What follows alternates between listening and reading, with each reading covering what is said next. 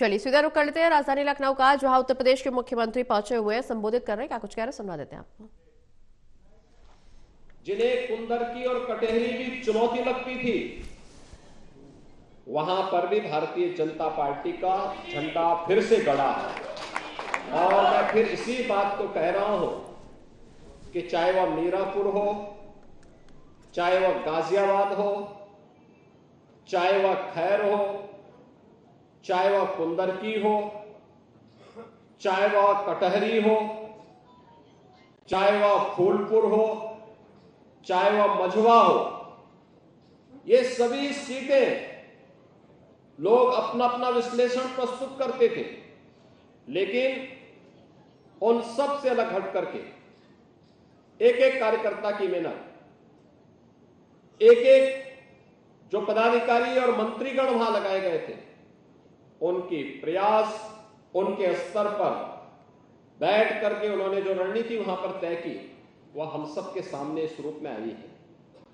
और मैं जब हमारे साथ नए विधायक एनडीए को यहां प्राप्त हुए हैं, उन सबसे भी यही कहूंगा, जनता की अपेक्षा और बेहतर तालमेल बना करके जब वह चलेंगे, तो मान के चलिए कि यह उपचुनाव 2027 के उत्तर प्रदेश विधानसभा चुनाव की शुरुआत है, जिसमें भारतीय जनता पार्टी एनडीए ने बढ़त प्राप्त करके पहले ही विपक्ष के मन में भय पैदा कर दिया है।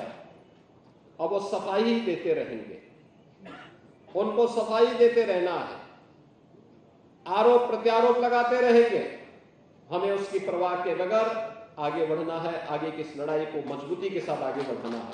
और इस अवसर पर मैं अपने ये सातों के सातों नवनिर्वाचित विधायकों को, जिन्हें पार्टी ने, एनडीए ने मौका दिया, श्रीमती मिथिलेश पाल जी को राष्ट्रीय लोकदल जो हमारा सहयोगी है, उन्होंने प्रत्याशी बनाकर के उतारा।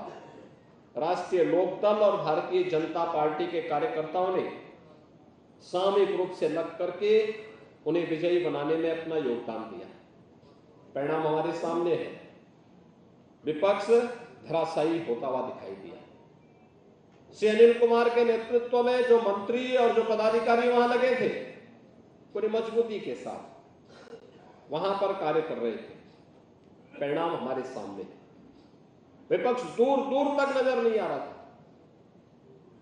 ऐसे ही गाजियाबाद में हमारे वहां महानगर के ही अध्यक्ष वहां पर प्रत्याशी बने, और चुनाव कितना साइलेंटली हो रहा था वह बताता था कि इसका यहां का परिणाम बताएगा कि हम विजयी होंगे, और परिणाम हमारे पक्ष में। कुंदरकी के बारे में तमाम आशंकाएं थी, और कुंदरकी ने दिखा दिया है कि वास्तव में जो लोग कल तक हमें जाति के नाम पे बांटते थे और तमाम बात के आधार पर बांटते थे, उनको मालूम हुआ होगा कि उनका जो तीर था उल्टा उन्हीं के लिए साबित हो गया है। और श्री रामवीर सिंह कुंदरकी में रिकॉर्ड वोटों से, आप सोचिए, एक ऐसी विधानसभा में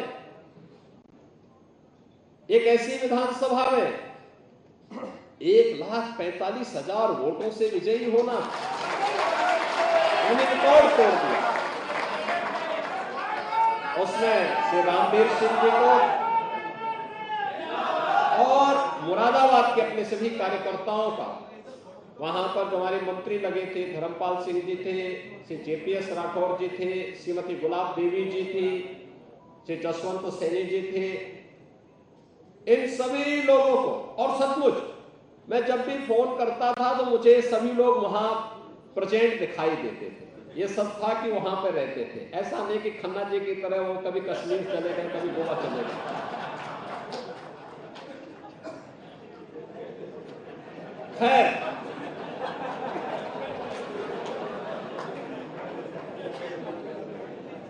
खैर में भी देखिए, खैर की सबसे बड़ी स्थिति ये थी, खैर में हमारे जो विधायक थे वह सांसद बने।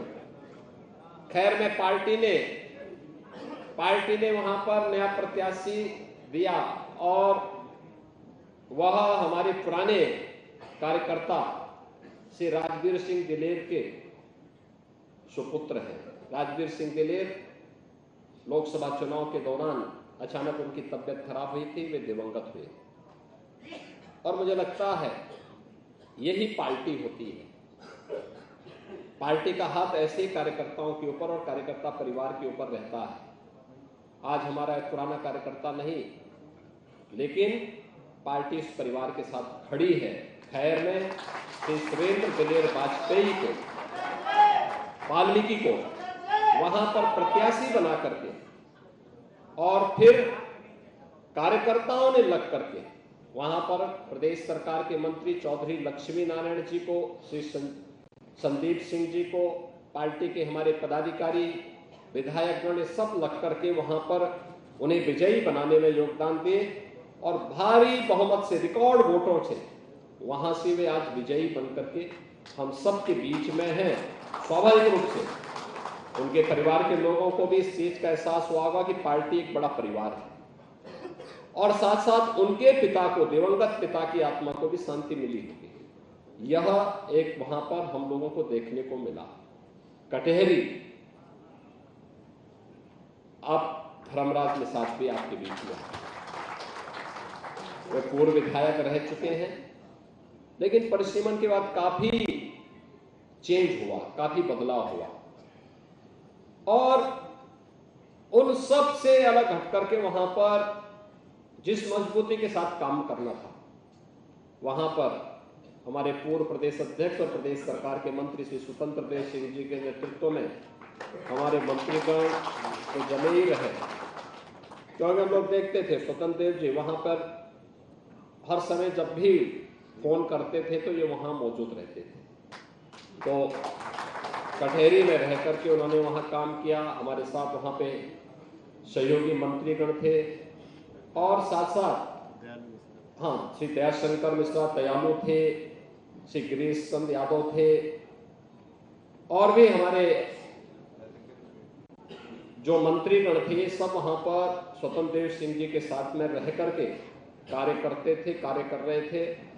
संगठन ने डॉक्टर धर्मेश सिंह जी जो प्रदेश उपाध्यक्ष हैं उनको भी वहां का दायित्व दिया था, जिन्होंने पूरी मजबूती के साथ रह करके वहां पर इन कार्यक्रमों को आगे बढ़ाने का काम किया। फूलपुर, जैसे यहां केशव जी बता रहे थे, लोकसभा चुनाव में उस विधानसभा सीट पर हमारा परिणाम अच्छा नहीं था। श्री दीपक पटेल जी को वहां पर कार्यकर्ताओं ने मजबूती के साथ चुनाव लड़ाने के लिए आगे बढ़ाया। परिणाम क्या था? वहां पर हम लोगों ने 2 मंत्री लगाए थे, एक राकेश सचान जी थे और दूसरा दयाशंकर। दयाशंकर जी तो खन्ना जी के ही पड़ोसी हैं, दोनों एक ही घर में रहते, दोनों एक ही साथ रहते हैं, तो एक साथ खाते हैं तो एक साथ रहते हैं और वही वहां पर वही परिणाम उनके साथ भी देखने को मिलता था। लेकिन मजबूती के साथ पहले दिन से इन्होंने कहा, कॉन्फिडेंस से इन्होंने कहा नहीं हम चुनाव जीतेंगे और भारी बहुमत से जीतेंगे। आज दीपक जी फिर से विधायक। तो उत्तर प्रदेश के मुख्यमंत्री योगी आदित्यनाथ को सुन रहे थे आप, जहां यूपी विधानसभा के नवनिर्वाचित सदस्यों का अभिनंदन करते हुए नजर आए हैं।